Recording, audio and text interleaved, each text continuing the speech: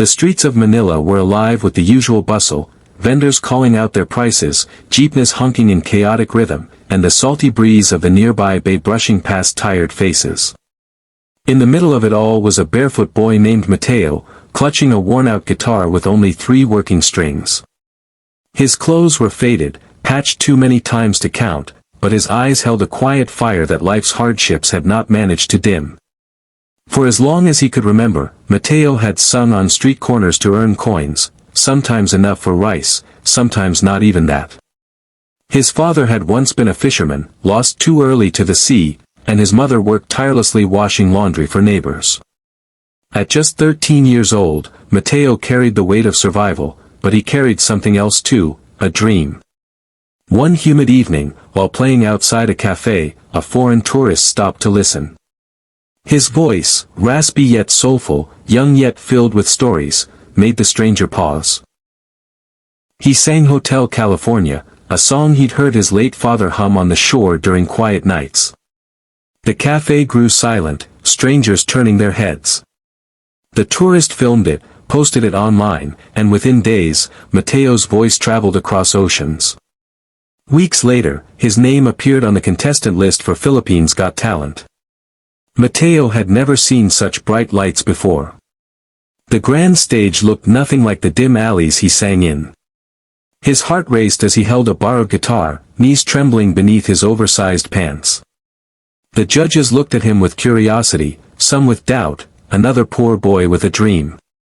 Could he possibly stand out? When the music began, Mateo closed his eyes.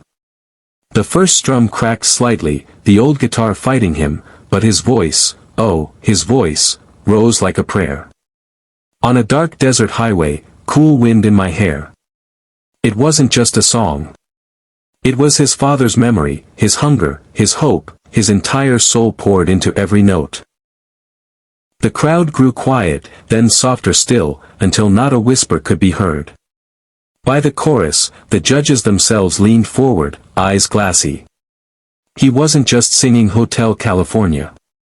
He was telling the world that even in brokenness, beauty could live. Midway, something unexpected happened. His guitar string snapped. Gasps echoed through the hall. For a second, silence. But Mateo didn't stop.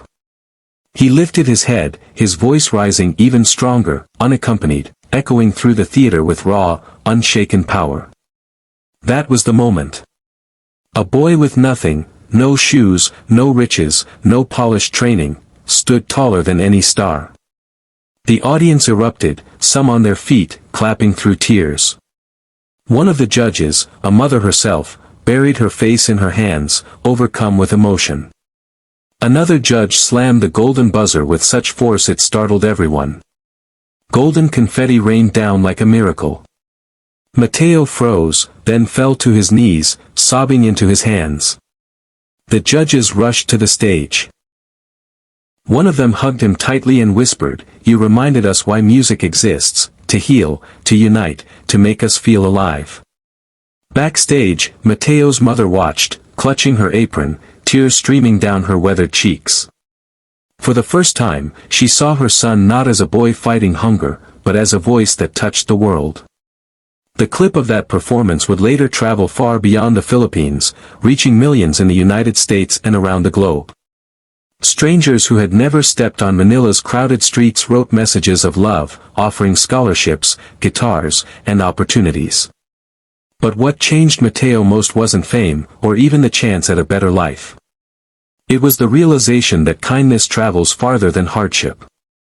That a boy from the slums could touch the hearts of people continents away, reminding them of compassion, of hope, of what it means to be human. He still sings Hotel California sometimes, not for cameras or crowds, but for his father. On the shore where waves still kiss the sand, he strums a proper guitar gifted by someone he's never met, and sings into the open night sky. Because in the end, Mateo's story isn't about poverty or fame.